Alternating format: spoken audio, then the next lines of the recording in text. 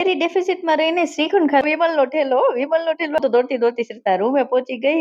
Excitement તો અઠવાડિયે ભણાવ્યું હોય તો બતાવી કે હતી મહેકની બુક બધી ચેક કરતા હતા ક્યારે છે ને છાનો રાખે છે. મને એમ થયું કે મારો દીકરો કેવો હિંમત વાળો છે, તારે હોસ્ટેલ તો બતાવી અમને બધી બાજુ લઈ ગયો બતાવવા. ખાવું તું નહીં મહેકે બધું ખવડાવ્યું એને 2-4 સુકી ભાજી થેપલા ને શ્રીખંડ મારી પાસે મેં ગયો તું ઈ હું ખાઈશ તો આ બધું નવું નવું માંડો ખાવા પેટ ભરીને એવું કીએ બીજાને. એમ તો મને એમ થયું કે આટલી મોટી તો હોય નથી. કૃષ્ણ મિત્રો, આજે મારા વેટ લોસ જર્નીનો 47મો દિવસ છે. રવિવાર એટલે આમ તો આરામનો દિવસ, પણ આજે મારા માટે ખૂબ જ ખાસ દિવસ હતો. શ્રેતનો હોસ્ટેલ ગયા ને અઠવાડિયું થઈ ગયું હતું અને એક માં તરીકે મારું મન તેને મળવા માટે ક્યારનોય તલપાપડ થતું હતું. એટલે જ કોઈ પણ આળસ વગર સવારે 6 વાગે ઉઠીને મેં 40 મિનિટ વોકિંગ કરીને એક્સરસાઇઝ પૂરી કરી લીધી. આ ફૂલોની સુગંધ સરસ આવતી હતી અને શરીરને ફિટ રાખવું છે અને મનને મજબૂત રાખવું છે તો એક્સરસાઇઝ ને વોક તો કરવું જ પડશે એમ. ને આજે રવિવાર હતો એટલે જમવામાં થોડો ફેરફાર તો બને જ છે. તો મેં કમ્યુનિટી પોસ્ટમાં જણાવ્યું હતું તેમાં આજે કેલેરી ડેફિસિટમાં રહીને શ્રીખંડ ખાધું હતું. અમે સવારે 7:30 થઈ ગયા અને હું મંડી એક્સરસાઇઝ કરવા. પછી મેં કીધું આજે શ્રેતને મળવા જાવ છે, બધું ફટાફટ કરી લો એમ. સમયસર મેં એક્સરસાઇઝ કરી લીધી ને આજે તો બધું સ્પીડમાં હાલતો હતો મારો દિવસ એટલે ઉતાવળ હતી. એટલે આજે મેં બીજા કોઈ વિડીયો રેકોર્ડિંગ ને શોર્ટ્સ નથી લીધા અને અમે નીકળી ગયા હોસ્ટેલ જવા માટે. અને હોસ્ટેલ પહોંચી ગયા પછીનો સીન છે આ. ત્યાં અમારી જેમ ઘણા પણ બધા પેરેન્ટ્સ આવ્યા હતા છોકરાઓને મળવા માટે. તો કેટલી બધી ગાડી છે અને પપ્પાને દેખાય નહીં એટલે મમ્મી પપ્પા છે ને અહીંયા હોસ્ટેલની જે ઇલેક્ટ્રિક ગાડી હતી એમાં હોસ્ટેલ સુધી મતલબ ગેટ થી શ્રેતની હોસ્ટેલ નું જ્યાં બિલ્ડિંગ છે ત્યાં સુધી એ ગાડીમાં ગયા અને અમે પહોંચી ગયા શ્રેતની હોસ્ટેલ. અને અલગ જ લેવલની ખુશી હતી કે હમણાં મારો દીકરો દેખાય. જો વિમલનો ઠેલો આપણે ગુજરાતી હોય ને હોય જ.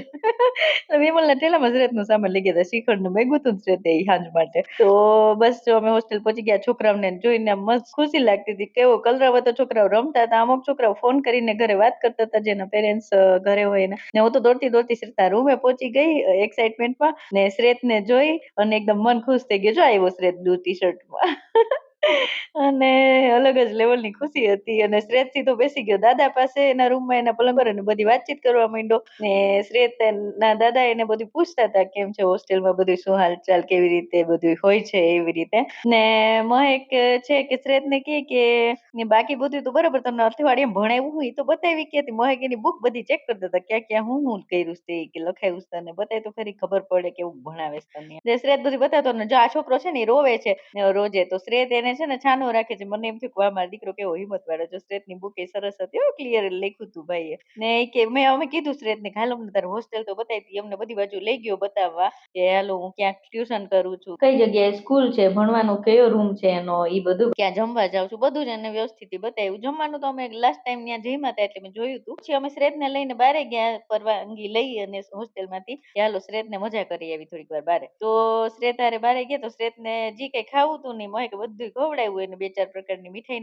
નવીન જે કોઈ દી ટેસ્ટ નથી કરી એને એવી બે બાપ દીકરાએ ચાખી. હું બેને જોતી રહી. આપણે તો વજન ઉતારવું હોય એટલે કેલેરી ડેફિસિટમાં રહેવાનું એટલે મેં તો ઈ ના ખાધી. પણ મેં છે ને એને ઢોસો ને એવું કઈક લીધું હતું ને એમાંથી થોડું ખાધું હતું. અને જો બકલાવાના કઈક નવી મીઠાઈ એને લીધી હતી ને ચાખી બધી તો સરસ લાગી એને ભાઈવી. મેં કીધું એલા તે સુકી ભાજી થેપલા ને શ્રીખંડ મારી પાસે મેં ગયો હવે તું ઈ હું ખાઈશ તો આ બધું નવું નવું માંડો ખાવા પેટ ભરીને. તો રાતે હવે તું નહીં ખાઈ શકી બધું. હું તો આઈસ બોક્સમાં પેક કરીને શ્રીખંડ લેવી વળી. અને બે બાપ દીકરાએ છોલે પૂરી ખાધી અને રાજકચોરી મેળવી હતી. રાજકચોરી મેં પણ ચાખી હતી, સરસ હતી. જો આ રાજકચોરી છે. પેટ ભરીને શ્રેતને ખવડાવ્યો અને હોસ્ટેલે મૂકતી વખતે થોડીક ક્ષણો માટે મન ભારે થઈ ગયું હતું. પણ જયારે જોયું કે તેના નવા મિત્રો બની ગયા છે અને તે ત્યાં ફાવી ગયું છે ત્યારે એક માં તરીકે મને મનમાં એક અલગ રાહત થઈ. આજનો દિવસ લાગણીઓ, પ્રેમ અને સંતોષથી ભરેલો રહ્યો.